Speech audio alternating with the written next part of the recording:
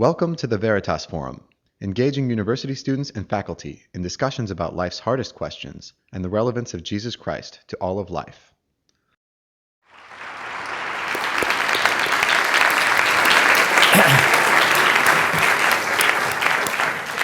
Thank you. Well, my worldview in 20 minutes. I'll start by saying that the world of philosophy, of course, is a world of disagreement. And it's quite wrong to think that reasonable people will all agree about anything at all. And the more reasonable you are, the more you will disagree with everybody else. And I say that as a result of a lifetime of trying to talk to philosophers. And so we're not looking at agreement in the world of philosophy. We're looking for trying to get a coherent and adequate and fruitful view of the world from the place where you start from and how you need to adjust that in the light of new knowledge that you come across. So where do I start from? Well, I'm an idealist, a personal idealist, but you may not know what that is. So let me just give a slight characterization of it. Many philosophers don't have a worldview. They don't think in such grand terms. You wouldn't necessarily have to have a whole grand narrative of the world to be a philosopher. You don't have to at all. But nevertheless, there are some very deep disputes in philosophy, and one of the deepest is the dispute between materialism and idealism. And it's these two extremes and slight stereotypes put in that form which I'm concerned with. And materialism would, I'll start with a rather crude definition, with the view that everything that exists is material. There is nothing that exists that is not material. So God, if God is not material, doesn't exist, probably couldn't exist. And it may be a necessary truth that everything that exists has to exist in some material form. Now, that's a crude definition, but you can see the point. The point would be that mind and thought and consciousness and things associated with that would be at best emergent features of matter, but they might actually be reducible to material things so that mental states would be reducible to brain states. So a very hardline reductionist in materialism would say there aren't any personal experiences, there aren't any thoughts. My own teacher here at Oxford, Gilbert Ryle, used to say there are no mental images. I used to sit there having mental images in front of him. And he said, you can't be because there aren't any. And, well, that's a philosophical debate of one sort. But for a materialist, you would say there could be no mental thoughts in the sense that the accurate way to describe them is some firing of neurons in the brain, and that's the most accurate way. That's a very hard line. I think probably most materialists would be people who say, well, there may be mental thoughts and experiences and feelings, but they depend upon and they are caused by material brain states, and so they don't have any independent causal efficacy of their own. So that's materialism. But the big opposite metaphysical camp to this is idealism. And idealists think the opposite. They turn the whole thing upside down and say, actually, matter is a product of mind, that mind is the true reality, that the thing we are most clearly and firstly aware of is our own consciousness and its contents. And it's only as we grow from being little babies that we begin to say that there are objects apart from us in a physical world, and that there are other people and other minds with whom we converse.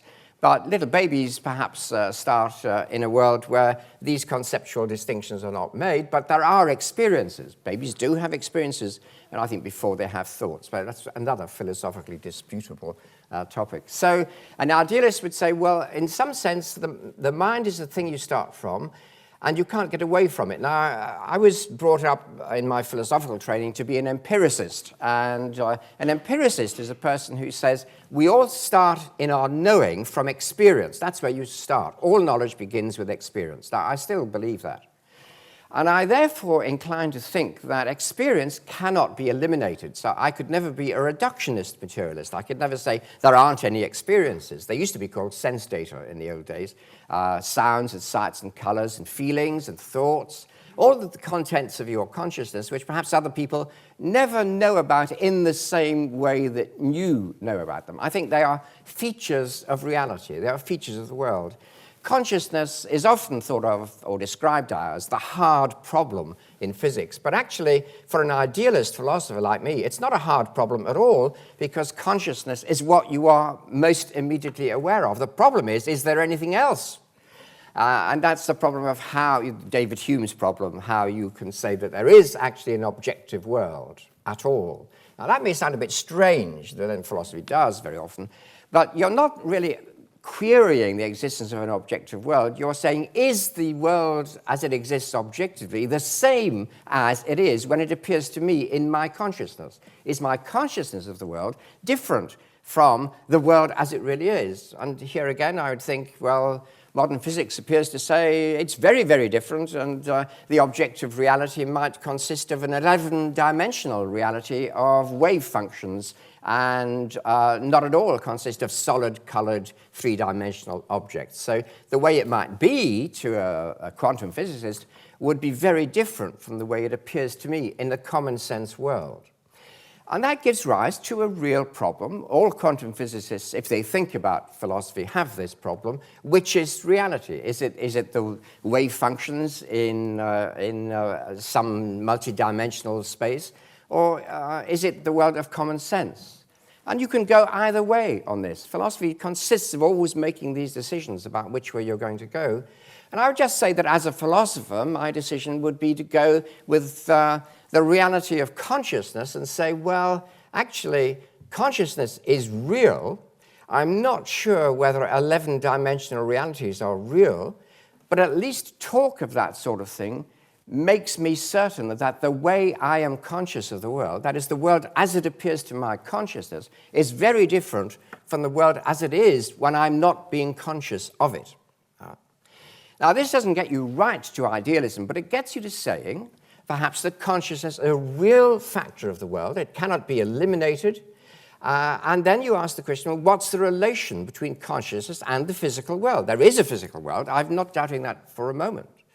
But it's very different from anything we see or hear or touch. It's more of a conceptual construction. We hope it's an actual one, but it's very different from anything that intuition or your feelings might tell you that the world was like.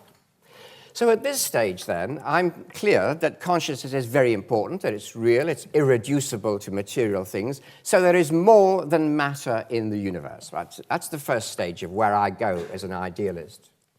But then you have to ask the question, as you go more deeply into it, well, if there is consciousness, is there such a thing as a continuing self of consciousness? That is there an agent, a subject of consciousness, one being who is conscious of many different things at the same time, sights and sounds and thoughts and feelings, and who is conscious of a chain of experiences continuing through time, and who actually acts as an agent throughout those experiences, being the same agent, changing in character, but being the same agent throughout a continuous stretch of time. Again, a big philosophical question. And I'm not arguing that you have to believe one of these things. I'm just saying this is how it seems to me that the most reasonable way to take it is that there is such a thing as a continuing subject, agent, self. Now, at that point, many empiricists diverge from me. So Freddie Eyre, for example, would have said, yes, there is certainly sense data, there's certainly consciousness, but there's no self. There's nothing which has experiences. Philosophers who might agree with me, there is a continuing self, would be Peter Strawson, who was here at Oxford, and would say, no, you can't think of just a chain of experience without anything which connects them, which is not in some sense continuous. So all I'm saying is here's another big problem. I think the world is full of problems. I'm not certain about anything. Don't get me wrong. I'm a priest of the Church of England, and I'm not certain of anything. Okay? There's nothing I'm certain of. Everything is problematic as far as I'm concerned, but I've got to make some decisions. I can't just sit around and say, oh, it's all such a terrible problem, I can't make a decision. So I try to make my decisions, and I say, right, consciousness is important. And I think that the mind is something which you could intelligibly speak of as a continuing agent self. So I've not only got feelings and thoughts, etc., I have an agent. And I don't want to jump into Descartes here, but I'll just say Descartes is very much misunderstood in my view, but that he was quite right in thinking that if you have a continuing consciousness and agency, then you're talking in some sense about a substantial self. That is what, of course, theologians call the soul, or used to call the soul, that continuing self, the subject of experience. Well, keep pressing these sorts of questions and ask this philosophical question. All right, there could be, it's an intelligible supposition that there is a continuing subject and agent of human conscious experiences, but could these experiences exist without the material embodiment? Nobody's going to disagree that experiences are materially embodied. Even Descartes said quite clearly that there are not, mind and matter are not just two separate things. They are, he said, indivisibly intertwined so as to form one thing. He made quite a clear statement about that. So you're talking about one thing which is both material and, well, the word is really spiritual. It's not material. It has the attributes of consciousness, thought, feeling, and intention, and we call that the spiritual. So how does the material relate to the spiritual, and are they separable? Well, at this point, again, I would just advert to David Hume, who is a very great philosopher, if wrong about most things. And David Hume said, well, anything that you can conceive apart, that you can imagine apart, could logically exist apart. Whether it does or not, we don't know, but it could. So at this point, I'll bring Hume to my aid and say, I think you can conceive mental activities existing without there being a physical brain at all. I can imagine it quite easily. And in fact, people didn't know that the brain was the seat of conscious experiences and thoughts until fairly recently in human history. Aristotle thought the brain was a sort of air conditioning unit. So, it's a scientific discovery that the brain is the place where thoughts take place. And I'd want to say, well, yes, all right, there's certainly a very close connection there, but couldn't thoughts and experiences happen without a physical brain? And here I'd say, well, I don't know whether they do, but they certainly could. I'm in no doubt of that. I can stand here and I can imagine that I'd be a bit worried. My arm disappeared, and then my body disappeared, and then eventually my head disappeared. I disappeared completely, but I'd go on talking. Words emanate from me. I see you sitting there. Now, you may say, that's very strange, but it's possible. It's logically possible. It's not self-contradictory. And so I do think that minds could exist without physical embodiment. Of course, people who believe in God, you've been waiting for me to say that word, I suppose, people who believe in God think there's at least one mind which is not physically embodied.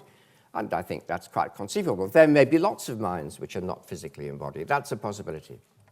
Well, you want to go a bit further than this and say, well, what difference might that make to the world? Well, the main thing I want to say at this point is that some people who shall be nameless talk about religious belief as though it were belief in something like a flying spaghetti monster, something utterly stupid that nobody's ever really seriously thought about, but for which there's no evidence, and say that's what religious belief is. Well, I simply want to point out that that is a total travesty of the truth, that belief in a mind which is not embodied, which acts to control things that happen in the world, is a totally natural belief. It's not like believing in a spaghetti monster.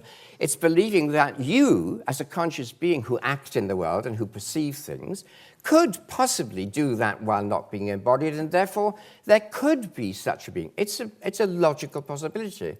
And that's a very natural way to think. I believe most humans probably start when they're very young of thinking of the world like that, as a world as a place where intentional causality operates.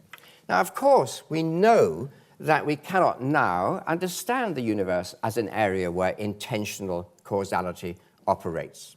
And I want to make a distinction, if I can, between two sorts of important explanation, nomological and axiological. Nomological explanation is scientific explanation. It refers to laws.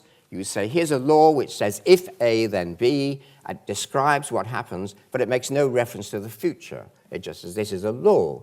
You need the initial conditions in the law, then you can perhaps predict. But axiological explanation is explanation in terms of reasons for the sake of which you will do an action. So I give you an axiological explanation of why I am here tonight by saying I thought about it and decided I would like to come. It was something I wanted to do in order to say what my worldview was. Let's just say that's what I thought. So I was doing some action, I was doing something in order to bring about some effect which I thought to be good. Now that's axiological explanation. And I want to say this, I've got to say it quickly, of course, but that axiological explanation is not reducible to nomological explanation. It's a different sort of explanation. So you have many sorts of explanation of the universe, but one of them, which we apply to humans mostly and sometimes to animals, is that you say certainly some things happen because some mind conceives of something and brings about a state of affairs in order that there should be something that they consider to be good to exist. And that gives you the idea, well, could there be a being which did this to the universe? Because we don't do it to the whole universe, only our bit of the universe. So the idea of God is a very natural idea. And that's all I'm wanting to say. It's not a stupid idea. It's not an irrational idea. It naturally arises from consideration of consciousness and the fact that the best thing known to us is our own conscious experience and our own intentional agency. And it's very difficult, I think, to give a complete explanation of this in purely physical terms. I know very good philosophers are trying to do it. I do not myself believe that any of them has succeeded. And I doubt whether they really believe they've succeeded. They're making good efforts. I applaud the efforts, but I can't see any chance of success. So there I am. I'm an idealist. I believe that mind is more certainly known to us than matter. I'm not even sure what matter is, but I won't go into that. And I think that intentional causality is more fundamental than simply causal law causality, where you say the laws exist, but I don't know why. There's no reason for that. But how do I get from there to religion or to God? Well, since I've now got about 4 minutes left, I'll just say you can be an idealist without believing in God. Idealists include Immanuel Kant, Aristotle, Bradley, a very famous philosopher in the beginning of the 20th century in Britain, and almost every philosopher who occurs on history of ideas syllabuses in universities. They have almost all been idealists. And Kant put this very clearly: the world as it appears to us is a world which is a function of our minds, mind constructed. The world as it is in itself is totally unknown to us, but it is in fact, he thought, an intelligible reality. Okay? It's something not material. It is a spiritual reality. But you don't have to call that God. So how do you get to God? And I'll have to do this again very quickly, but it goes like this. If you become an idealist or somebody sympathetic to thinking, could it be that mind is the most fundamental reality in the universe and that somehow the whole universe exists for the sake of realizing some good and that that's how it came about? If that's a possibility, if that were true, wouldn't it be almost overwhelmingly obvious that this being would reveal something of what its purpose and its nature was? So you'd begin perhaps to look for instances of revelation or where there's been a claim that somebody has managed to be a vehicle of a revelation from the mind of the universe. And I think as a Christian, I find in the person of Jesus a revelation of the nature and purpose of God, which is namely that there's something of ultimate, absolute value about human personal flourishing and human life. And this is a categorical obligation that you must revere every human life and your own. And personhood, in the sense of the flourishing of conscious abilities and capacities, is a religious obligation, and it's a participation in the being of the God who is revealed in Jesus Christ, because if you say that as a Christian that God was incarnate in a human person, there are many different understandings of that, but one of them is simply that God was showing that the human person is sacred. It has that quality of categorical obligation. It's something you have to respect. It's a moral have to. So the path from idealism to religion, for me, was in fact, autobiographically, a path from atheism to Christianity. You don't have to be a Christian, you don't have to be an idealist, but I'm just saying this is the way that one philosopher has gone, and I could give you 100 philosophers who have been idealists. They haven't all been Christian, but Christianity becomes a reasonable claim that the mind of the universe, the consciousness which gives rise to everything material, without which perhaps there wouldn't be anything material at all, I really do believe that, that mind has disclosed in a mysterious and ambiguous way, but it has disclosed in a way clear enough for us to commit our lives to it, that the purpose is the flourishing of human personal life. And that's why I'm a personal idealist. And I would just end by saying I think it's very reasonable to commit yourself to something which you find to be categorically obligatory, even though it is objectively uncertain, if it's of great importance to the continuance and flourishing of your life and your way of living in the universe. Thank you.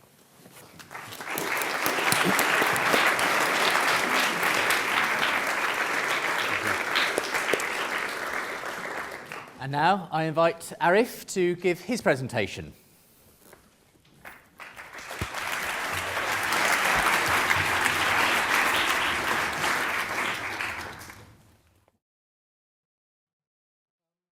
Thank you very much, Keith, for that very interesting talk. When I was asked to do this talk, the organisers of the session suggested that I address 5 questions, and I think these are the 5 questions that are on the programme. And since unlike Keith, I'm not really capable of organising my own thoughts for myself, they all come in a sort of enormous bundle. It's useful to me to be able to follow roughly that scheme. So what I'll do is I'm going to say something about the nature of my worldview, the causes for why I had it, some reasons for believing it, some misconceptions about it, and some of its effects. And on the way, I'll try to say something about some of the points that Keith made in his interesting talk. But before I do any of that, I just want to register protest at the expression worldview as used in the title of this discussion, because it has at least one connotation, which is that, or has the suggestion that there might be various different incompatible worldviews, as they're called, that differ so fundamentally that in fact in some sense they're all equally legitimate, despite being conflicting, and no one of them is right, but you can have one worldview and somebody else can have another, and there's no right or wrong, there's just lots of different worldviews. And that seems to me objectionable on both logical and ethical grounds. It's objectionable on logical grounds simply because one of the first things that you're taught in logic is that a proposition is either true or false, and if it's true, it's true, and if it's false, it's false. And having a false proposition dancing around in your head with lots of other false propositions doesn't make it or any of the rest of them true. It means that they're all false. So I don't really understand the notion of a worldview if it's meant to have a connotation I suggested. The second ethical reason for objecting to this way of thinking about things is that, of course, if you believe that there can be many competing worldviews, then it seems to leave the door open for a variety of worldviews that are hospitable to things like, for instance, homeopathy. There might be a worldview in which homeopathy works, or there might be a worldview in which astrology works, or there might be a worldview in which the Holocaust never happened or something like that. So you can defend any of a range of beliefs, which I should like to call straightforwardly false, by saying that actually it belongs to a different worldview. And that seems to me, as I said, both on logical and ethical grounds, a cop-out. Therefore, I don't want to say that I'm going to describe my worldview. What I'm going to do is I'm going to state certain beliefs in propositions that I think are both important and true and of some generality, and I hope that that will be of some interest to you. Turning now to my own beliefs, I suppose the ones that are most important in this context are my basic philosophical view and my view about religion. And the answers to those things can be stated in 2 words. So my basic philosophical outlook is what is called empiricist. This is something I think Keith mentioned. And my view about religion is the view of atheism. So let me just state what those 2 things amount to. Empiricism, as I'm understanding it tonight, amounts to the thesis that if you take a proposition, you can dress it up however you like, in as fancy a way as you want, mathematical language, philosophical language, any sort of technicality. The only reasons for believing that it's true or for believing that it's false depend on observations. So that, for instance, belief in whether a drug works, whether a certain historical event happens, whether you're here tonight, whether a certain person was resurrected 2,000 years ago, all of these things are settled, if they can be settled at all, on the basis of observation. Now, observation, as I'm understanding it here, is to be understood in a very liberal sense. So I don't, of course, mean just what happens in a lab, though, of course, in laboratories, experience is tested in a relatively rigorous and careful way. It includes all kinds of things, including everyday experience. Nobody needs to nobody needs to run an experiment in a lab to know that when you hit your finger with a hammer, it's going to hurt. But the reason we believe that is nevertheless compatible with empiricism, because it's a product of the everyday experience of most of us. So the notion of experience is here to be understood in quite a broad and everyday sense that I hope is familiar to all of you. Now, it's a corollary of that there are various things that couldn't be reasons for believing something. So if it's comforting to believe that something's true, that's not a reason to believe it. If it's natural, in the sense that I think what Keith meant by that was that many children believe it, that's not a reason to believe it. If it makes you a better person, that's not a reason to believe it. The only grounds for believing something to be true or false are ultimately observational.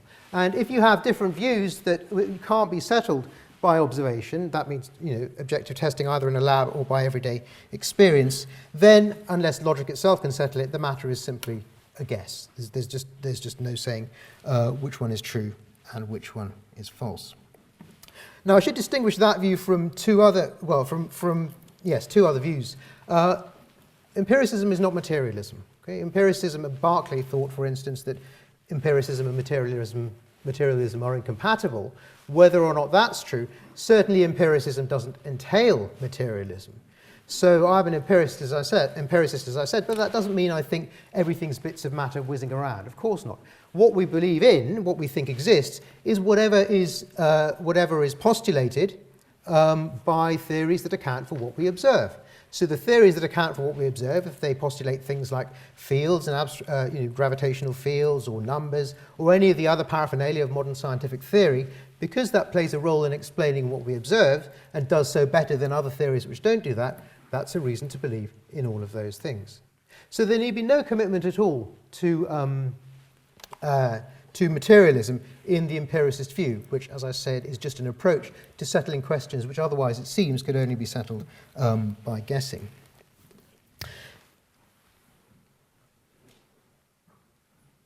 The second thesis that I want to discuss after empiricism is, of course, atheism. And the content of the atheist thesis is that I don't believe that there's any conscious being who both created and sustained the universe and who is the source of value. I don't think any one thing has all of those properties, and in fact, I don't think any one thing has any of those properties. So there is no such thing. That means, of course, I don't believe that the Christian God exists, and for exactly the same reasons, which I shall come to shortly, I don't believe in Allah or Vishnu or Jupiter or Thor or Father Christmas or any of the other paraphernalia of the Christian religion, such as angels, resurrections, virgin births, particular providence, and so on. Nor do I believe, like some of my more excitable colleagues, that we are all part of a computer simulation that was designed by super intelligent aliens, which is another thing that I'm an atheist about that as well.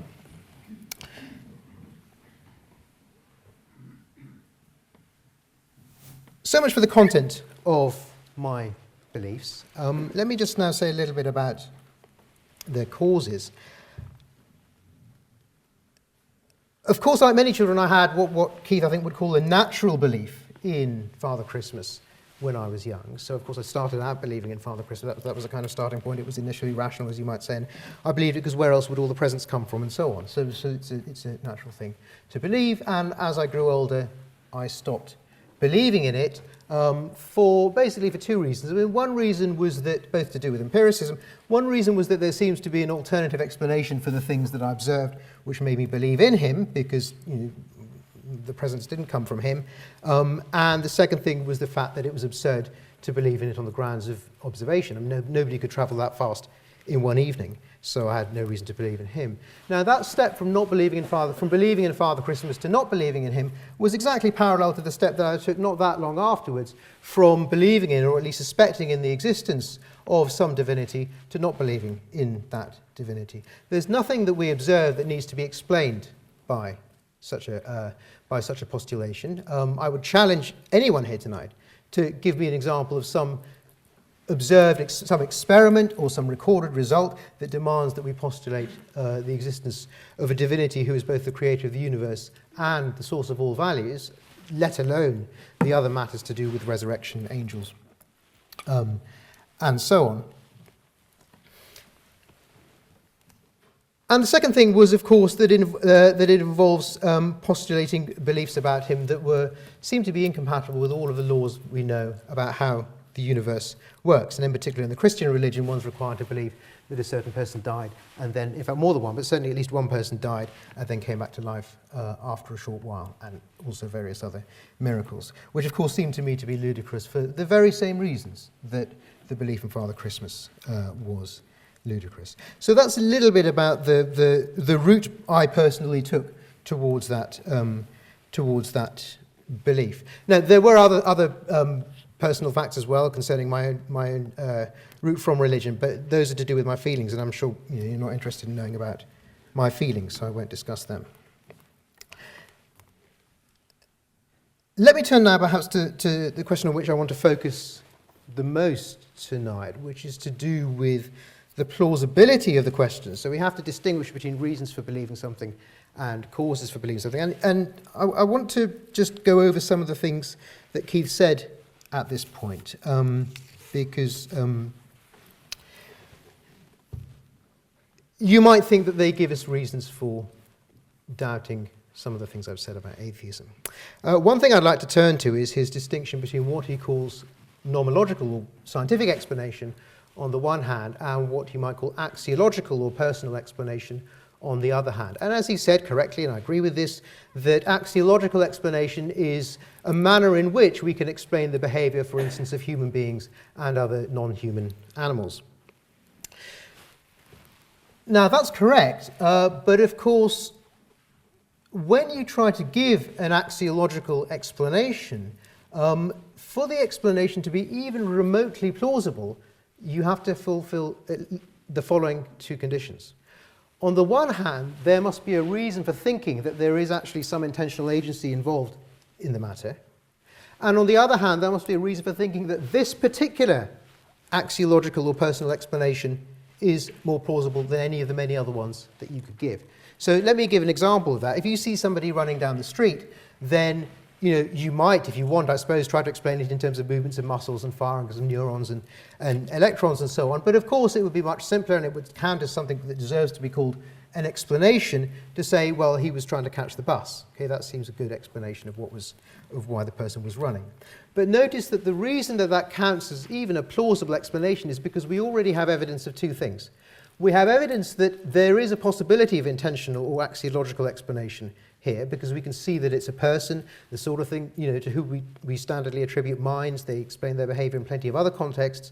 So we have some prima facie reason for supposing that there's an axiological explanation in the offing in the first place. And the second one is that given the context, given perhaps what we know about this person or where he's running and so on, we have reasons for preferring this particular explanation, that he's running to catch the bus, over any of the many other axiological explanations that we could have given. For instance, that he was running away from someone or something like that.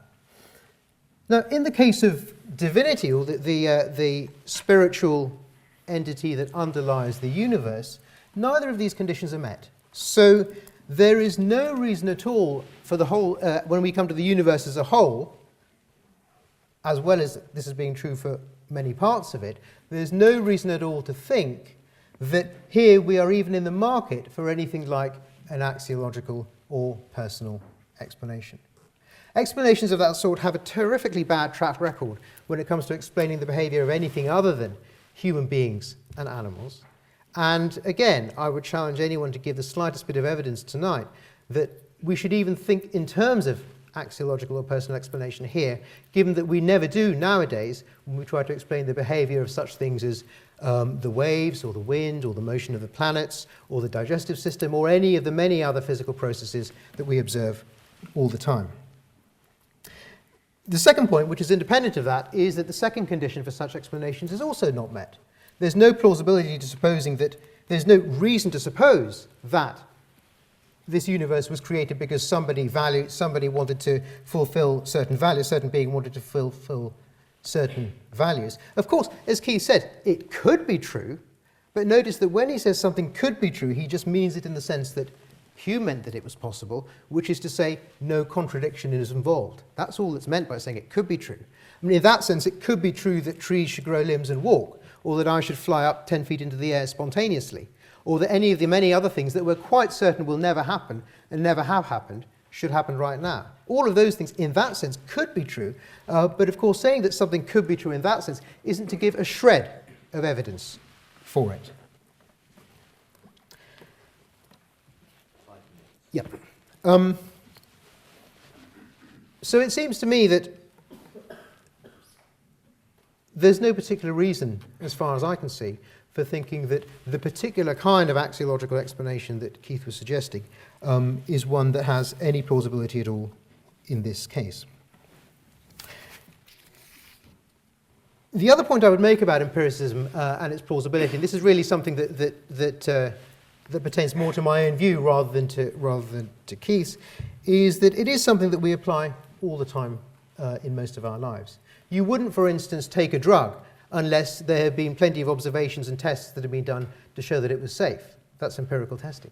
You wouldn't go in a plane unless the plane had been tested rigorously by engineers and so on to make sure that it wouldn't fall apart halfway through the air.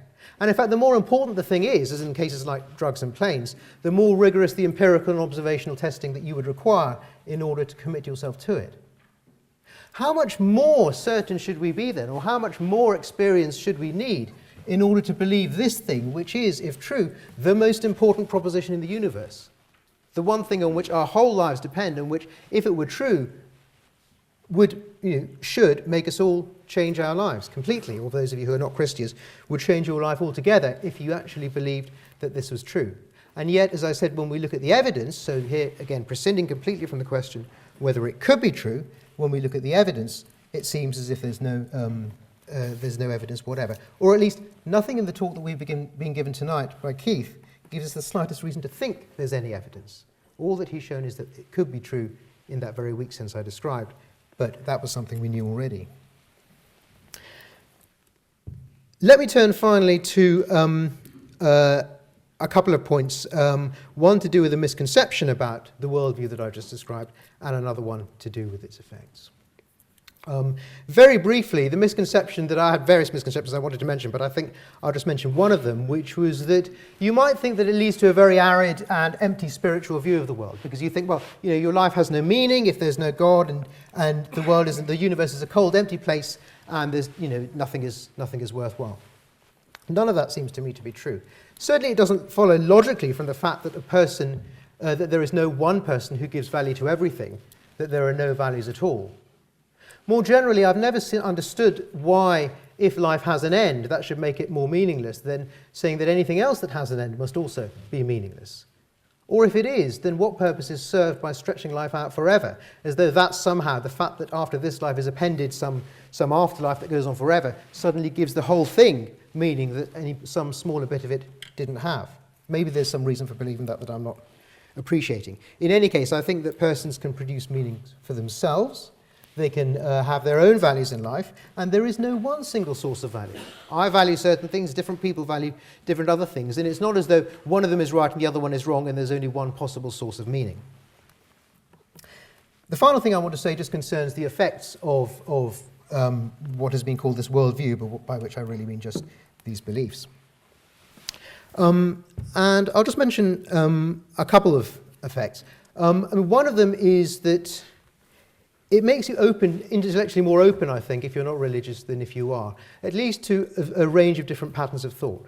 So, for instance, I'm open, not being religious, my ethical thought is not constrained by any religious precepts or commands, and so I suppose I'm more open than I would have been otherwise. Maybe people who are more intellectually flexible are not like this, but I myself am more open than I would have been otherwise to a whole range of very rich and interesting philosophical thought on ethical questions, for instance, by Mill, let's say, or by Hume, or by Kant, or by other very profound thinkers, to which I myself, I feel, would probably not have been so receptive had I been constrained by the demands of the Christian religion and the ethical impositions that makes.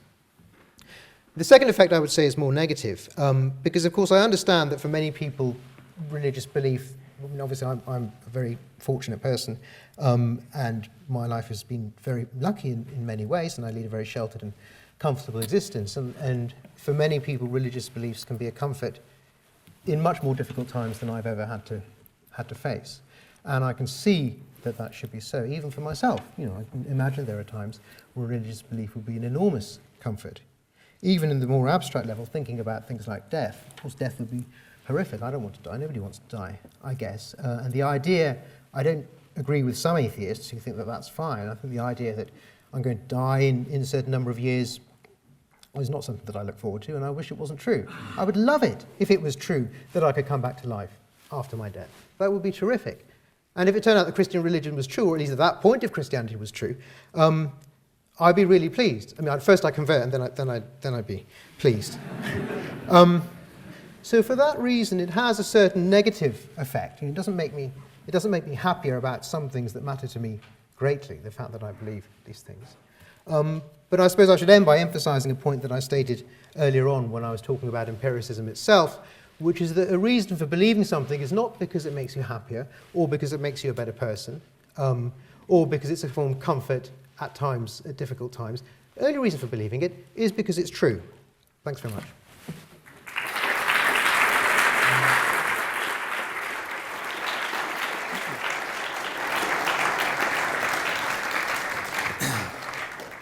Right, well, thank you both, Arif and Keith, for those opening presentations. So we're going to move into a time of just talking through some of the things that we heard there. And as I said, if you've got any questions, do be thinking of those, and we'll be coming to them a little bit later on. Perhaps, Keith, first of all, you'd like to respond to some of what Arif had to say there. I mean, particularly, Arif was keen to suggest that you didn't actually present any evidence for God. You said there's nothing incompatible with the existence of God. It's logically possible, but Arif said, look here, we're interested in, that could mean the tooth fairy's there. That's not incompatible. But, I mean, what do you say in response? Right. I'm quite pleased with small gains these days, and even to have some good philosophers say, oh, that's possible, in a very arcane sense. I'm quite pleased about that, so thank you for saying at least it's possible. But I've got to say a bit more than that. What struck me most about what you said, Arif, was your very strong emphasis on evidence. I can understand that, but I suppose I doubt whether you're right in saying that we should only believe things if we have observational evidence for them, or if they're good explanations in a sort of nomological way, sort of scientific type explanation for what happens. And I doubt if that's right. And I think it's worth reflecting just on what is a good reason for a belief that we might stake our life on.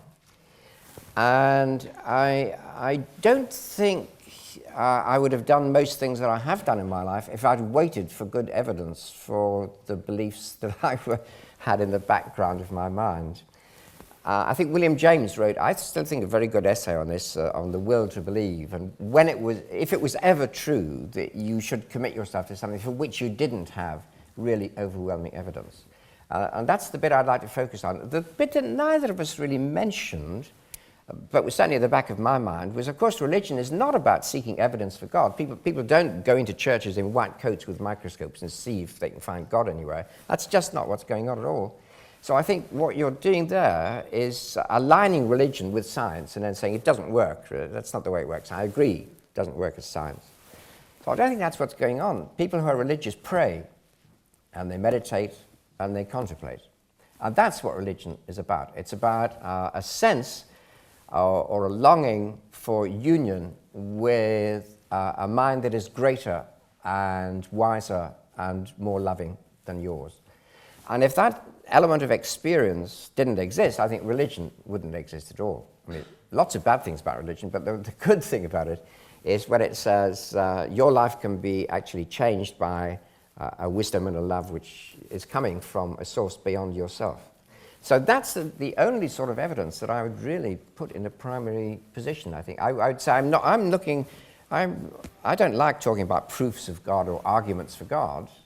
I'm not saying they don't have a place, but they wouldn't.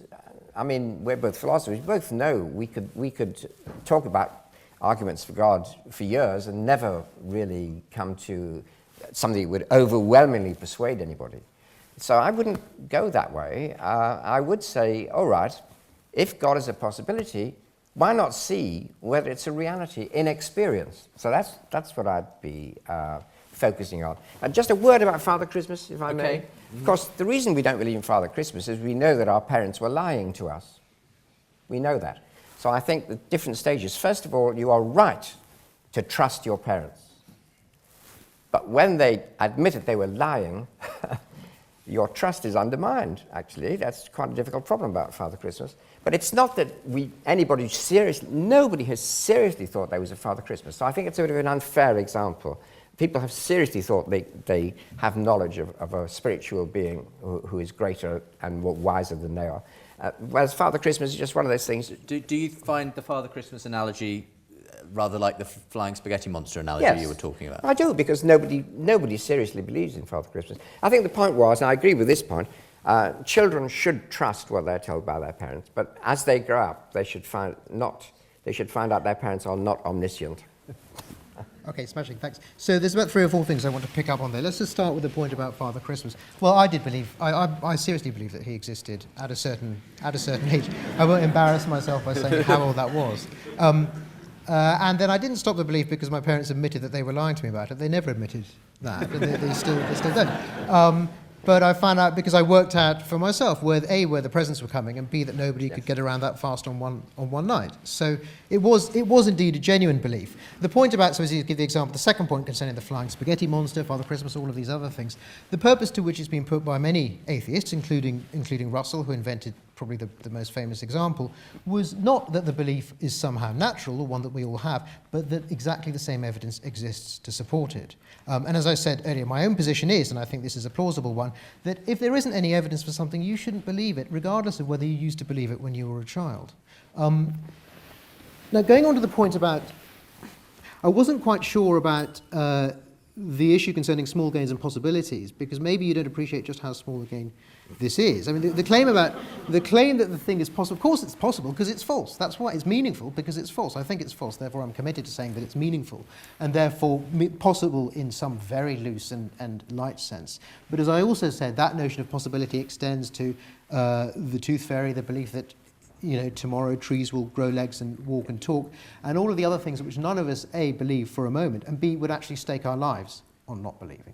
Okay, and we all believe that the next time we go up in a plane, it'll crash. It's possible it won't crash. It's possible that it will, but of course it's something that we stake our lives on. And so saying that something's possible is quite compatible with saying that you should stake your life on it's not being true. So if that's a gain, it's a gain that's existed since the formulation of this language, which has been for more than 4,000 years, I suppose.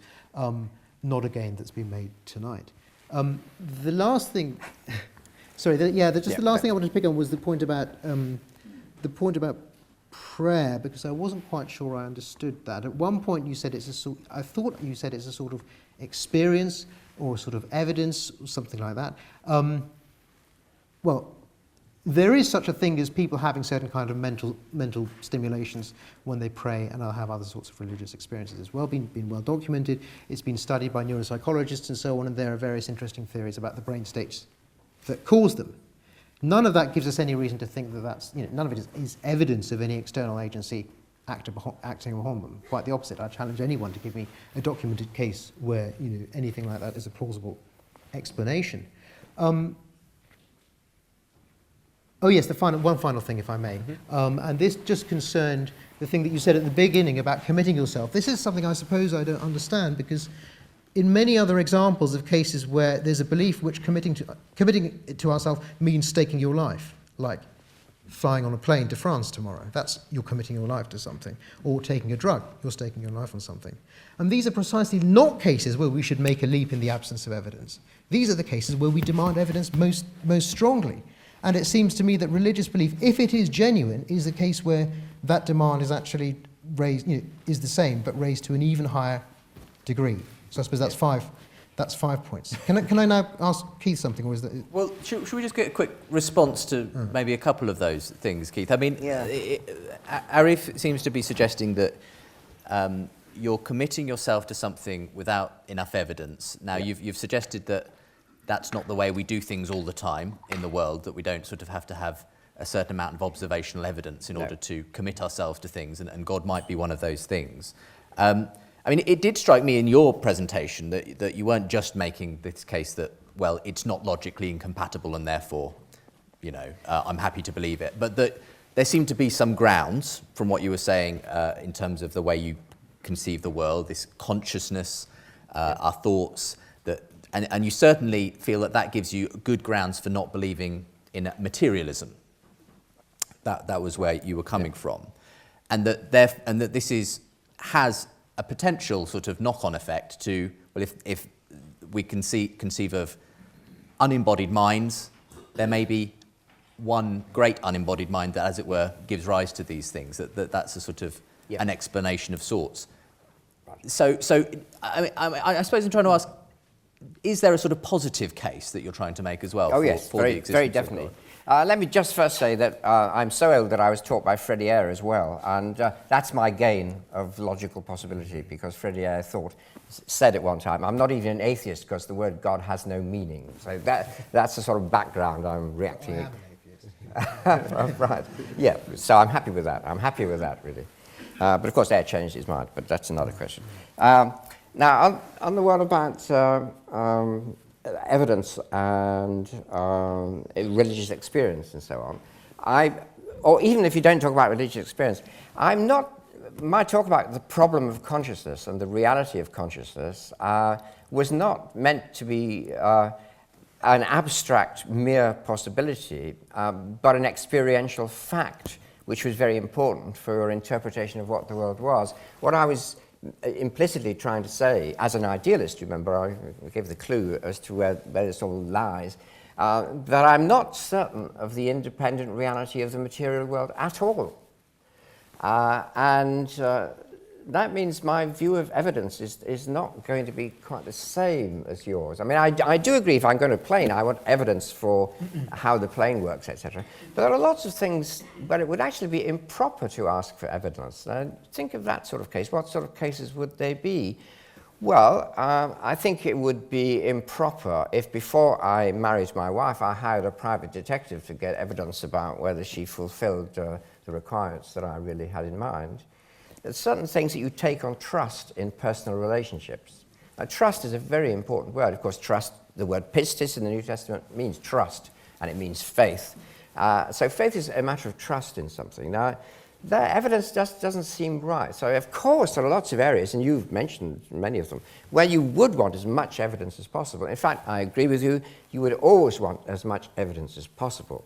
What I'm asking is, aren't there important things in life where you can't get the evidence, and you don't have time to get the evidence anyway? You possibly couldn't even get the evidence, but you have to make a commitment. Or I think even certain moral questions, if I just advert to that for a moment, and you say, is it true that you ought to give 10% of your money to charity? Is that true? And you say, well, is there evidence for that? And I think it just would be an improper question, but you have to commit yourself to doing it or not. You try to make a reasonable decision. So I suppose I'm suggesting there are areas of life, religion is one of them, morality is another, where reasonable decisions don't wholly depend on evidence, but you have to make a commitment because you think it's good. But if somebody says to you, can you prove to me that it's good? You have to say, well, it's not that sort of thing. No, I can't prove it. Don't you feel that? And they might say, no, I don't. And then there's nothing you can do, but there's no evidence you can produce, but it's very important to you. So I think personal relationships in general are a bit like that. There are many things in personal relationships where evidence would seem somehow unworthy or improper, and you make a commitment to people. Okay, good. So on the point about the wife example, I agree it would be improper to hire a private detective to follow your wife around, either certainly after you'd married her. That would be a bad idea. But of course, I was construing the notion of experience in a very broad way, so they didn't just include things like going around looking for evidence. It simply meant responsiveness to what you actually observe. So presumably before you married your wife, I'm not being personal, but presumably before somebody marries their wife, they have at least some positive experiences with that person. They have some occasions where this person observably either smiles at them or audibly says things like, I think you're really charming, or all of the other things that people supposedly do when before they get married. And these are all facts of experience. And if you didn't have those experiences, it would be a funny thing to marry that person. Now, that seems to be precisely the kind of sensitivity to experience that I meant to include in that rather broad and loose notion of empiricism that is very important to me. The second thing you said was just concerning whether you have time or not. And you're quite right, there are going to be cases where you have to make very important decisions, all the evidence isn't in, and you just don't have the time. It's better to make a wrong decision than no decision on that particular case. Many examples come to mind. This is not one of them. We've got all our lives to make the decision, most of us. We're sitting here in a room now thinking about it for an hour and a half, and people like you and I have the luxury of being able to spend large portions of our life thinking about it. So this is not a case where... I don't know. I mean, I'd be interested to find out from you, Arif, your worldview. You sort of had a bit of a problem with the concept of a worldview, but you say you're an atheist, yes. You're an empiricist. Yes. Now, I wasn't sure whether you did in the end say your empiricism, the way you evaluate the evidence around you, has led you to the thing that Keith started out criticising, which was materialism, i.e. that material stuff is all there is in the world. Yep. I'd just be interested to know, is that actually where you do stand, or are you not quite that far? Okay, good, thanks. No, that was probably something I should have made a little bit clearer in the talk. No, I want to distinguish empiricism from materialism quite sharply. So Bishop Berkeley, for instance, thought they were not even compatible. They couldn't both be true. But certainly I think you can be an empiricist without being a materialist. I myself don't think the world consists just of bits of matter whizzing around.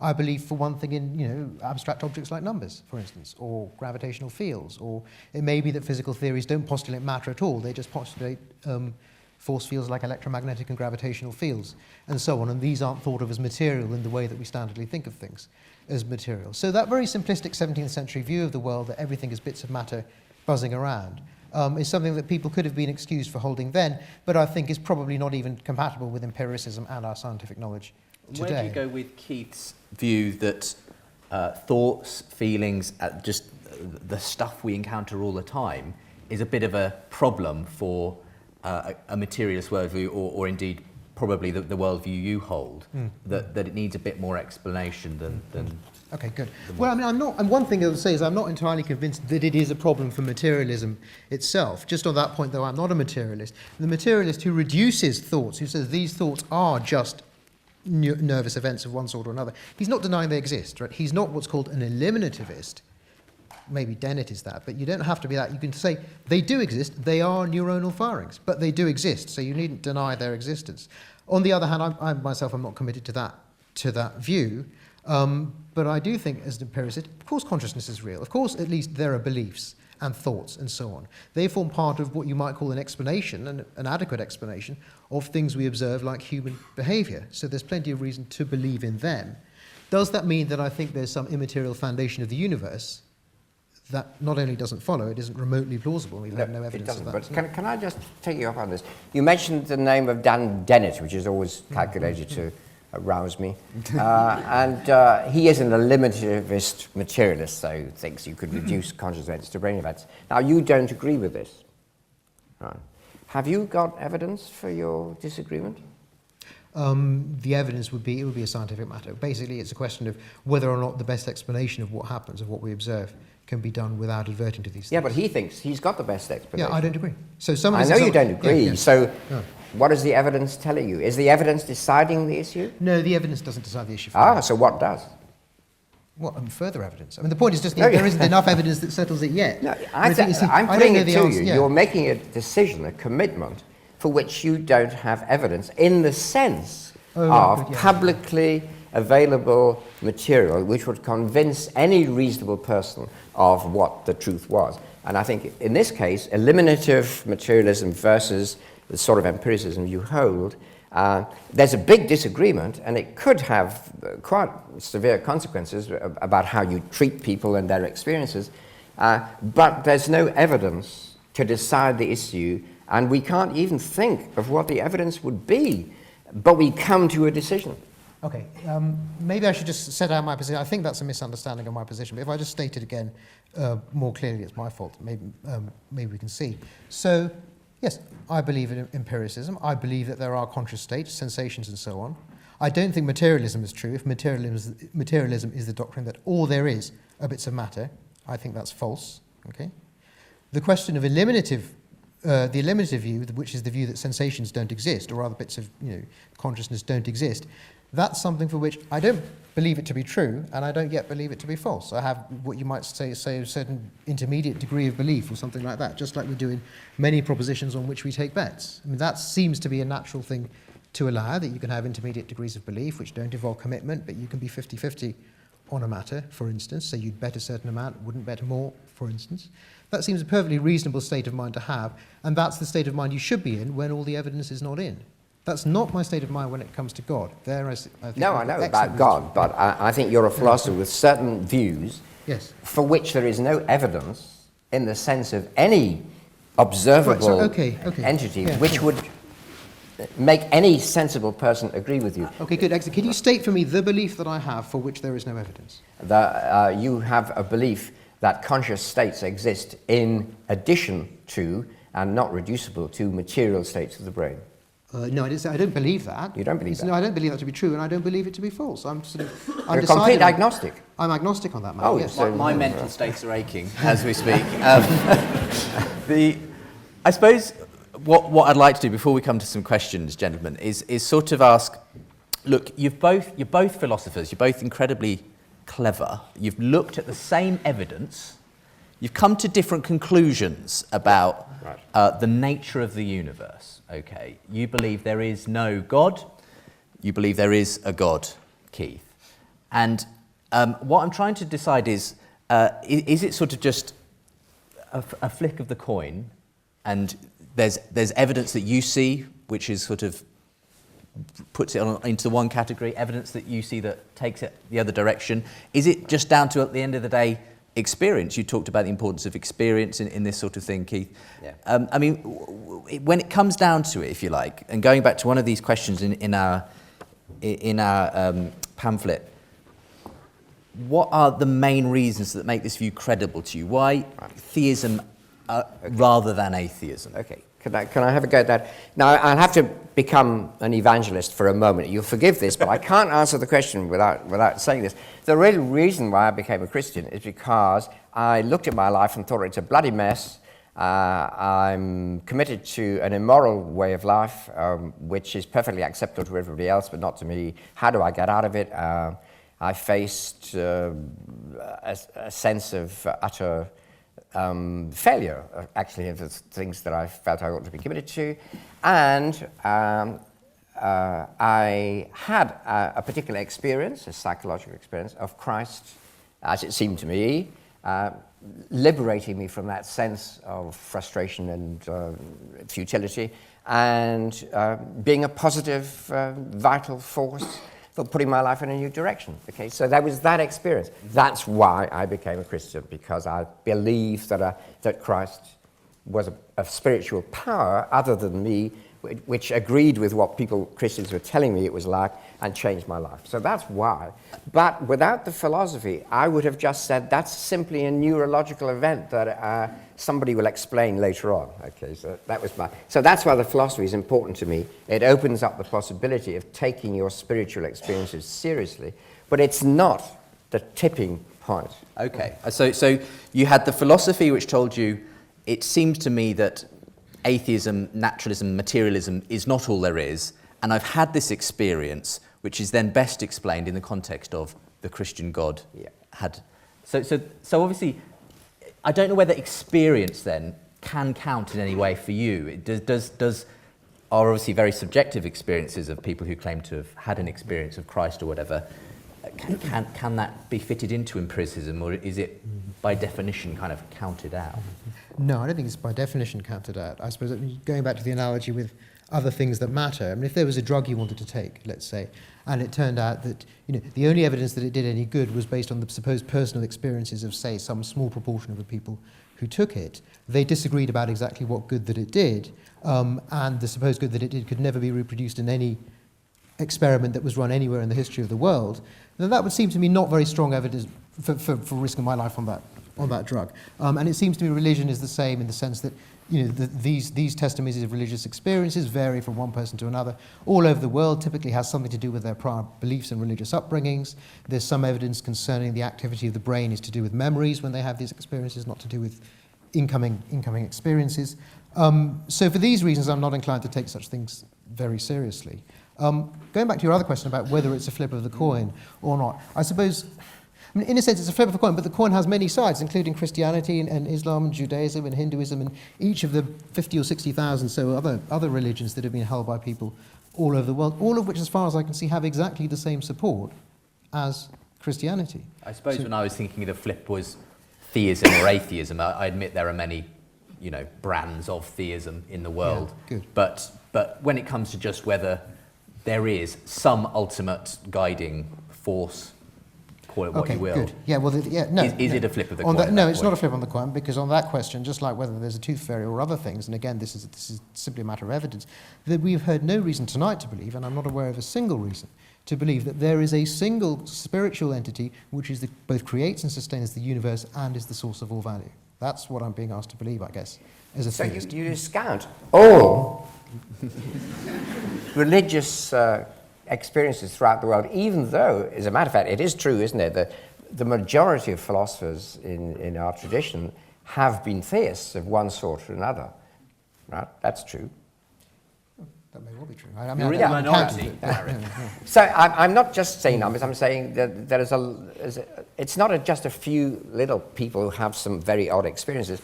It's the widespread testimony of people who've thought most deeply and experienced most widely, and they seem to think, well, there does exist and we can experience a reality which is other than any embodied human person, but has personal type characteristics, as though you're taking a personalistic or reactive attitude to the universe rather than an objective and dispassionate one. And that's why the evidence is not such an important thing, because it's a matter of trust or distrust. And I think this is evidence of a different kind, to be taken seriously. If these people say, look, this actually is what makes my life and the lives of people around me worthwhile. It's not just that it's comforting; it makes them harder, perhaps. I think that's serious evidence. Okay, good. On the point about philosophers, I guess there's a couple of things. I mean, one thing is that, of course, the proportion of philosophers, just like the proportion of scientists who claim to believe in God, has fallen as we've learned more about the physical world. As science has advanced, maybe those two things are correlated. I'm not saying I can prove that they are, but it's certainly that it's fallen. And I should say the majority of professional philosophers today are not Christian or have any other religion. Second thing I would say is that you don't want to run together what I thought I heard you running together in that, what you said just now, which is religious beliefs and religious experiences, which are two separate things. So Kant, for instance, certainly had religious beliefs, but he didn't think you could have, I guess, religious experiences. The third point just concerns how much we believe things that people say about some subjects just because they're brilliant at various other things or expert in other subjects. Aristotle, who is probably the greatest genius of antiquity, thought that men had more teeth than women. He never thought to look inside Mrs. Aristotle's head and count them, which is another example of how experience trumps. We should start to just wind our conversation up to a close. I want to leave some time for questions. So thank you very much, gentlemen. It's been really good. Let's go ahead and take a few questions. So if you've got a question, do stick your hand up. And we've got a few down here. Do you want to start here in this corner with the gentleman there? Great, thank you. Yes, I have a question for Dr. Ahmed. Euclid never saw a point. He never saw a line. He had no empirical evidence that they existed, and yet developed a whole mathematics that has survived for 2,000 years. How does that fit into your empiricism? Yep. Okay, thanks. So the empiricism is not the view held, for instance, by the 18th century empiricists that we only have reason to believe in things that we directly observe. I was trying to distance myself from that, though I probably didn't do so explicitly enough. The view is that we have reason to believe theories that explain what we observe, and that it's what we observe that adjudicates between the alternative theories. Now, in the case of Euclidean geometry, of course, although it's correct that nobody's observed a line or a point as those are understood in Euclid's geometry, I mean, I suppose the edge between two colours might be thought of as a line, as having no width, but anyway, it it doesn't matter. The point is that it does form part of a theory which is confirmed by experience almost every day. The fact that, this is roughly rectangular and that if you add up the internal angles they come to 360 degrees is an indirect but nevertheless an experiential confirmation of that theory. Do you want to add anything to that, Keith? No, except I agree with the implication of what the questioner asked. I think mathematics... Can you just spell out the implication for those who perhaps haven't fully followed it? Well, let's take Higgs boson. Everybody knows about Higgs boson. It was predicted as a purely theoretical entity, which has perhaps been confirmed. But there are theorems in physics or postulates which nobody quite knows how to confirm, one of them being superstrings, M theory. And people don't even know how they might go about confirming this. But physicists have said to me, quite seriously, if it was beautiful and elegant, we would accept it, even if we didn't know how to confirm it. But other physicists say, no, that's total rubbish. It's not even science anymore. You can't do that. So people stake their lives, their professional lives on these decisions that they have to make. How are they going to devote their research time? Do you want to come back on that? I mean, the point then being that observational evidence isn't always the thing we use to determine whether something is true. If it's beautiful, if it seems to make sense of the world in a way that any other explanation doesn't, because of its beauty, that may in itself be a reason enough to... It's enough for us to admire people who commit their lives to the truth of that view, like Einstein. Did you want to? Yeah, I guess a couple of points. One thing is, yes, I suppose I would align myself with the physicists, of which there are many, who would say, of course, it's interesting and worthwhile to look for beautiful theories as opposed to less beautiful theories. Maybe supersymmetry is an extremely beautiful theory, but now there are reasons to think that it's false. But the point is that if you have theories of that, competing theories of that sort, in the absence of experimental confirmation or disconfirmation, it's just a guess. There are many physicists who think that, and I think that's absolutely right. The second thing I would say is that considerations of beauty are, of course, completely subjective. I would say theories that, for instance, I can understand why Euclidean geometry might be a beautiful theory. Any theistic explanation seems to me to be grotesque. Let's go to another question. Perhaps we'll take one from nearer the back. There's someone with their hand up in that corner there, yes. Hi, can I ask Dr. Ahmed, have you ever thought that maybe the fact that we don't have evidence for the existence of God is not because there aren't any evidence, but because we as evidence receiving agents are limited? So what does that possibility play in your consideration? Is this to Ahmed? Yeah. Yes? Yeah, good, okay. Yes, of course there's that possibility, but of course that's something for which we could have evidence as well. So for instance, to take an example, take telepathy or ESP. Those are forms of evidence that we don't have. We can't, that sort of experience isn't available to us. But we could have evidence that we were limited in that way, okay? There are experiments which, if they went one way, would have shown that we are limited in our means of gathering evidence, because they would show that some people have ESP or telepathy or other more refined ways of gathering evidence. So it's possible for us to have evidence that we're limited in that way, and of course in some ways we are. We can't see really small things, we can't observe really big things. That's why we develop all kinds of instruments in order to do it, and thus refine our evidence gathering capacities. The point is that even with all that refinement and all of that evidence, we're still no closer to any of the things that people happen to believe, the myths that people happen to believe 2,000 years ago. Do you want to add anything to that? Okay. Is there a question directly for Keith? Maybe we could take one for Keith, and I can see there's a couple of guys just along the side here that might be worth getting to. Maybe as it's coming to you, we'll take you next, and we'll take one. Oh, we're nearly there now. We might as well. Okay. Directly to Professor Ward. You suggested that your experience of God is a personal experience with a loving God. What is it about your experience of God that coheres with other people's experiences of God, and particularly the philosophers that you admire, that leads you to give it one coherent label rather than just your own personal God? Sorry, I didn't quite get that. What is it? So I'm not talking about proof of God, of course, but you claim an experience of God. What makes me think it's authentic? What about your experience of God coheres with other people's reported with other people's experiences of God? Well, of course, I learned the idea of God from other people, and it's part of the language that I picked up as I grew up. I've read about it in philosophy. So I find the view I had, I didn't make it up. I got it from my culture and my reading. Okay, so it's not a question that I have to make my experience cohere with other people's. It's a question of whether the language in which they taught me how to view the world made any actual difference to my personal experience, right?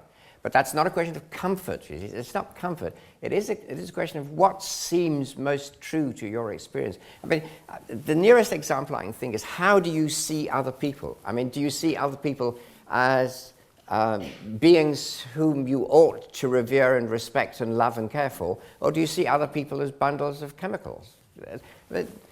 Well, perhaps they're both, but still, those different points of view, to me, represent the difference between a purely dispassionate evidentialist approach and a more personal, committed approach. Does that make sense? Do you want to comment on that? Yeah, thanks. Yeah, so a couple of things about that. The first thing is that one thing I thought was insightful in the question was, of course, there is a question. If you're having an experience of something and I'm having an experience of something, why I think we're both experiencing the same thing rather than two different things that are alike in certain ways but different in other ways. And indeed, it's not entirely clear, though there might be some analogies that lead people who are sympathetic to say this, that my experience, or your experiences of God could possibly be experiences of the same thing as a Muslim's or a Hindu's or some other religious person's experiences. The second point just concerned what you said about at the end. I wasn't quite sure how this connected with the answer to the question, to do with the difference between seeing people as bundles of electrons and seeing people as things that are worthy of respect and value and so on.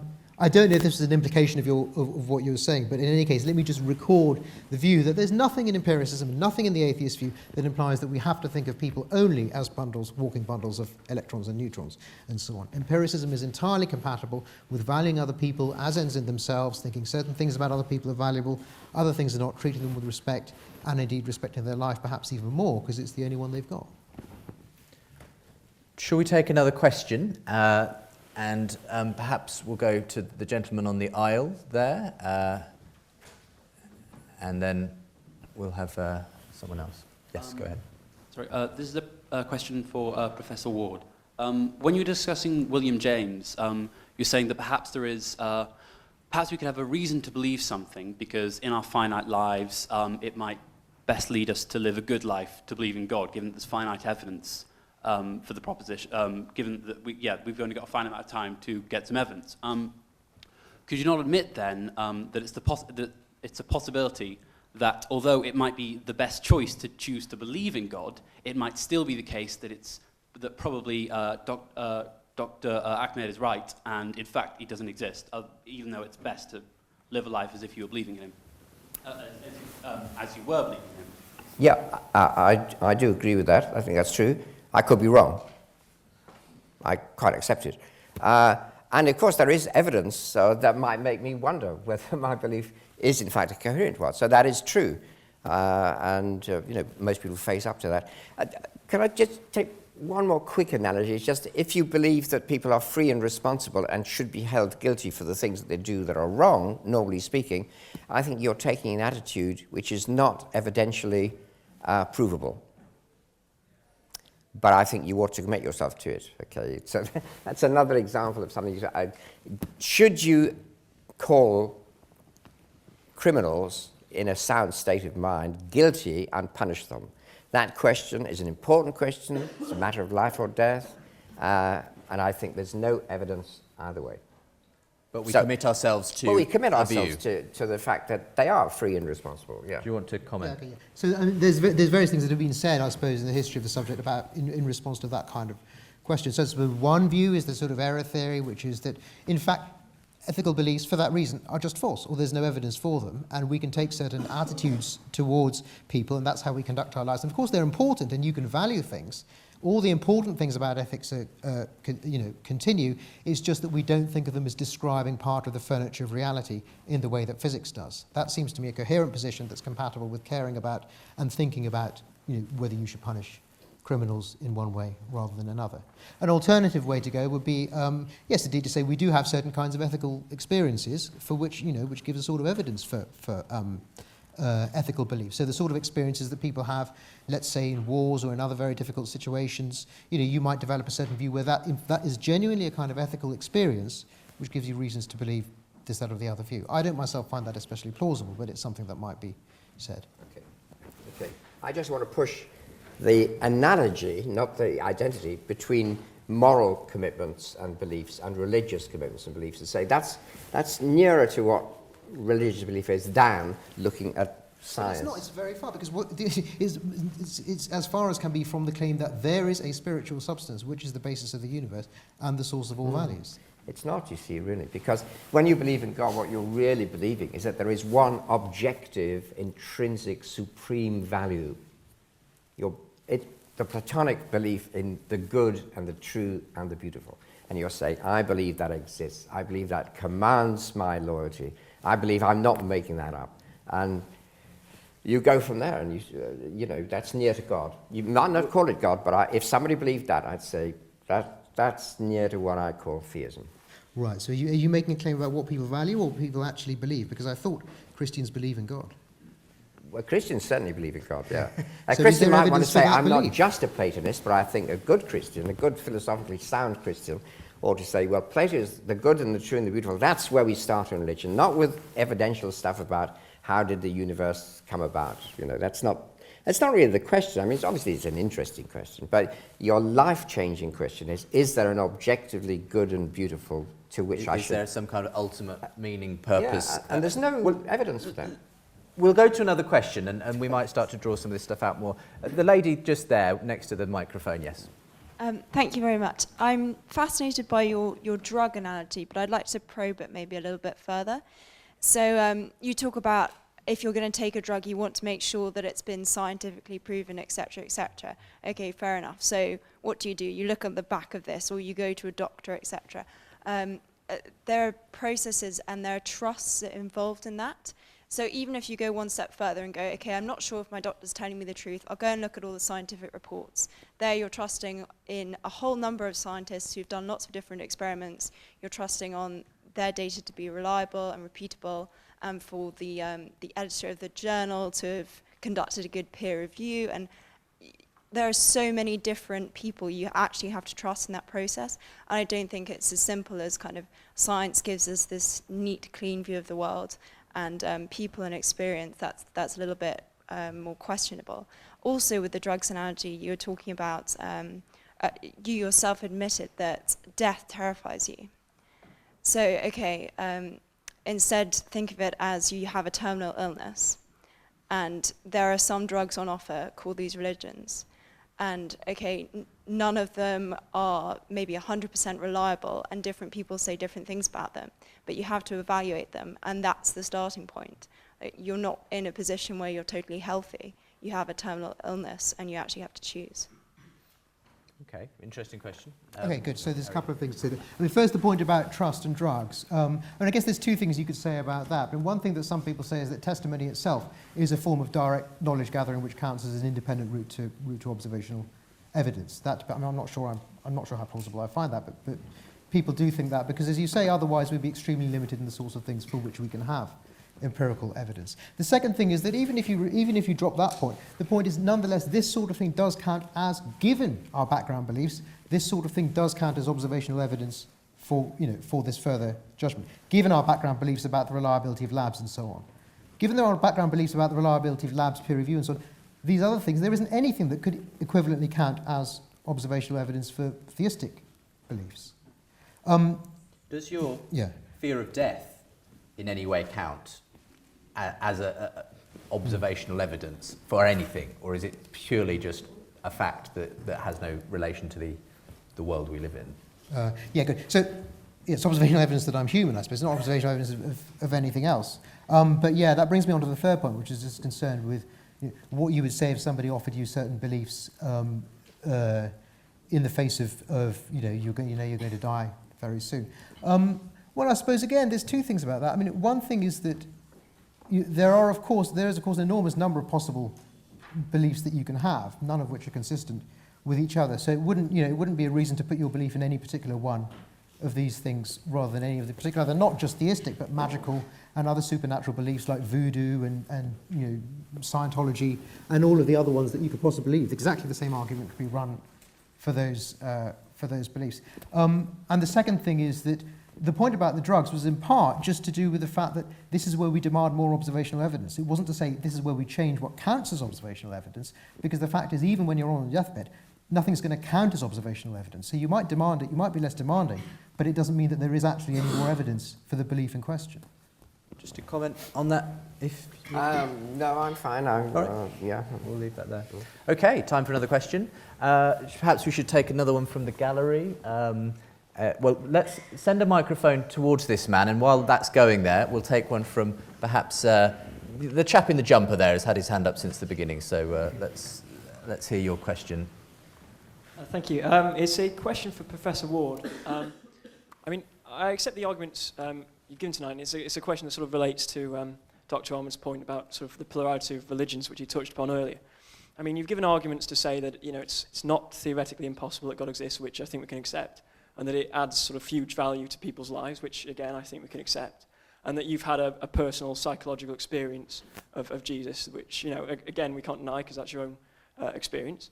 But it's just the point that if I came in here tonight and made every single same argument and repeated everything you said verbatim, except I replaced the word Jesus with Poseidon, I would genuinely, I'd be laughed out of the room, and people wouldn't take what I was saying particularly in a particularly serious manner. So the question is that I have is, what makes your belief in Jesus and a Christian God different, or do you think it's more legitimate than if I'd have come in here and, as I say, just replaced the word Poseidon and said the same arguments? I certainly would think that if you claimed to have an experience of Poseidon, you would probably be outside the realm of reason. But the reason for that is that Poseidon is not part of our cultural language. It's as simple as that. Poseidon is a dead god. Except in imitation religions, people don't believe in Poseidon. There are some new imitation religions, sort of fake primitive religions. But religions have to be practical possibilities for you. They have to be part of your view. And I suppose the trouble is that people like Araf, you might convince everybody that God is just not in our cultural perspective. It's just not there. It's even, I think you used the word absurd or grotesque. So if that was true, then people who came in and said, I've had an experience of God, would rightly be regarded as just a bit peculiar.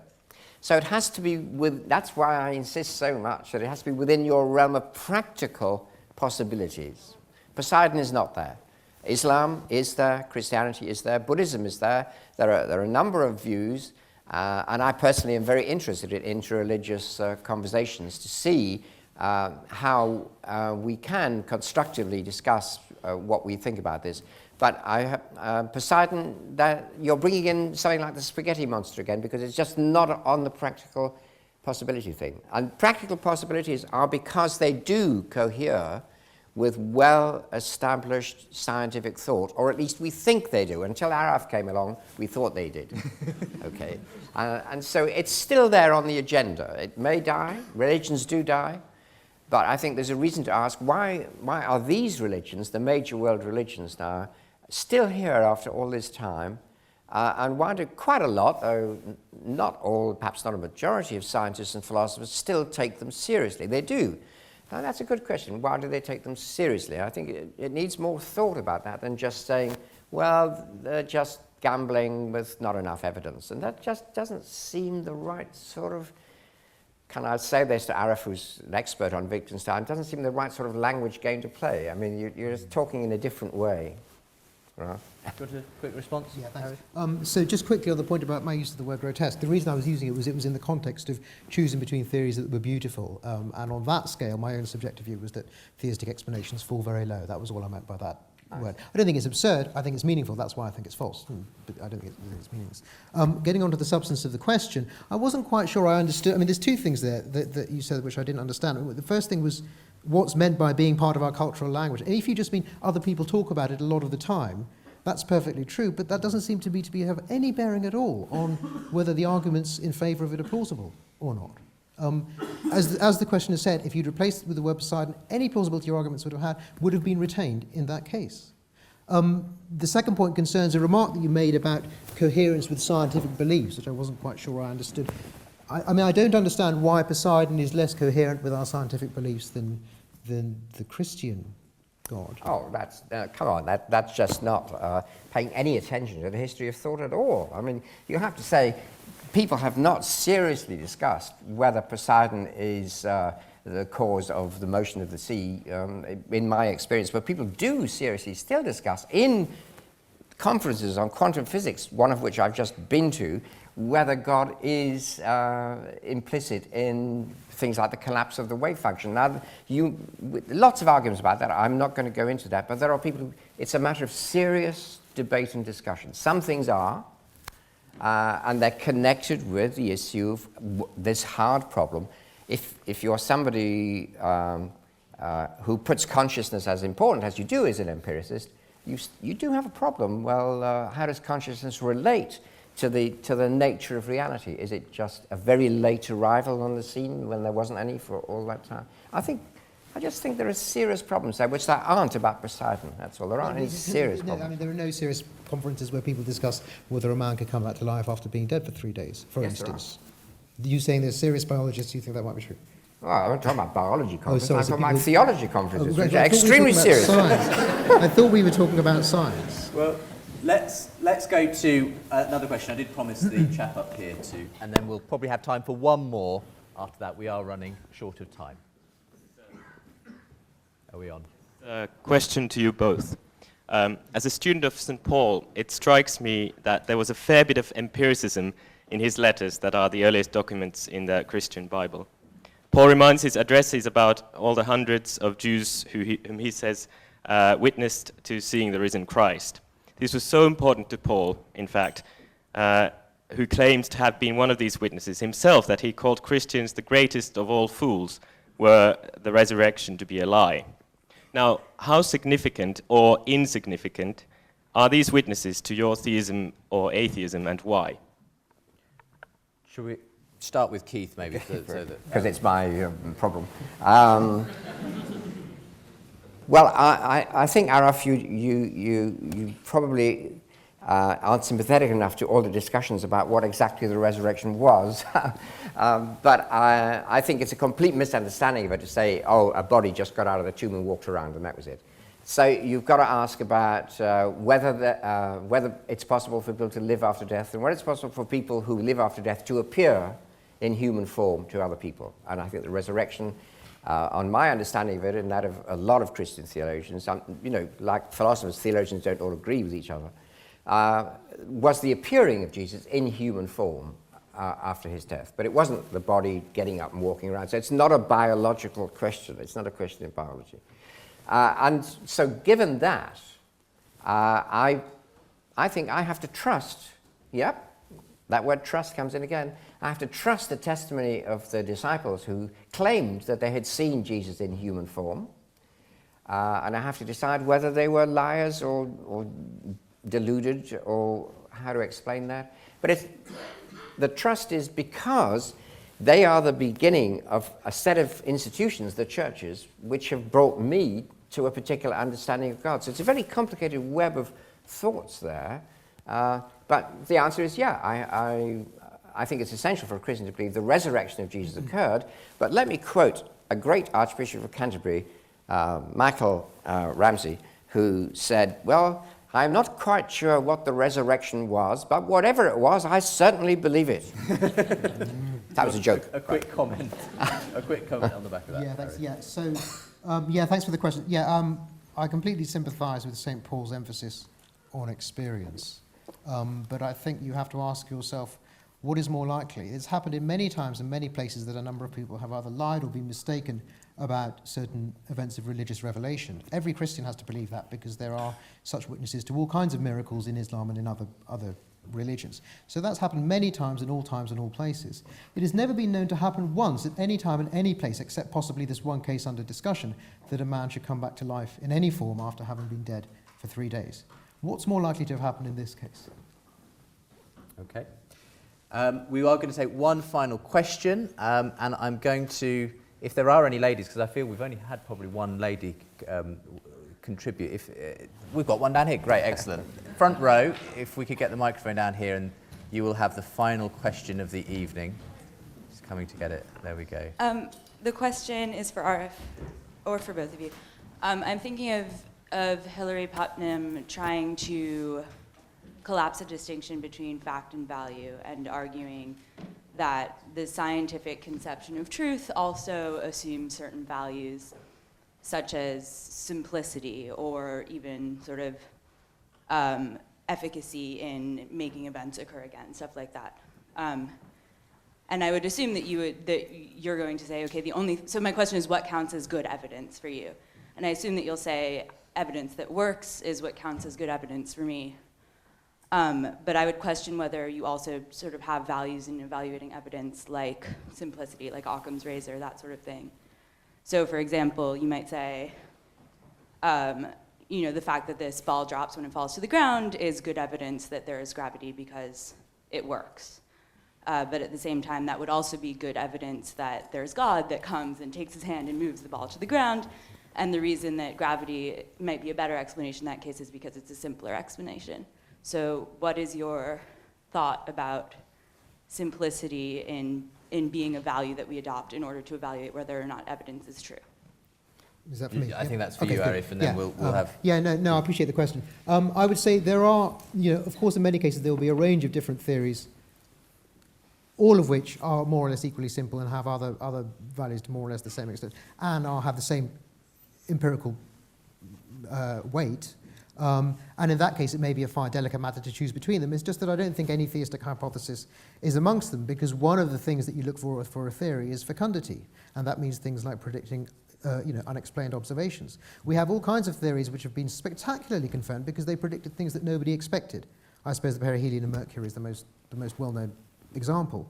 They predicted things that nobody had been able to explain before in that case. So that's a value which we find in all of these theories, but not in any theory that's theistic, or at least adding the theistic element does nothing to add to that element, or as far as I can tell, to any other element. So it seems to me that there's no particular reason to add it from that perspective. Okay, I'll just say my sympathies are entirely with what you said, that I think science is committed to big, deep, important values. What is truth? What is intelligibility? The universe is intelligent. There's a reason for everything. Scientists can find out what it is. Everything is going to follow laws. We'll find them out somehow. Mathematics will work. I think there's a whole lot of faith in there. These are strong value statements. They don't directly get you to God. But I think once you're putting value statements into your evidence, then you say, well, people might have different sets of values on different occasions. So, yeah. We will leave it there. We could go on all evening. There are many more questions. Perhaps if you're sticking around for the drinks afterwards, you might be able to collar Keith or Arif. For the moment, will you join me in giving them a round of applause?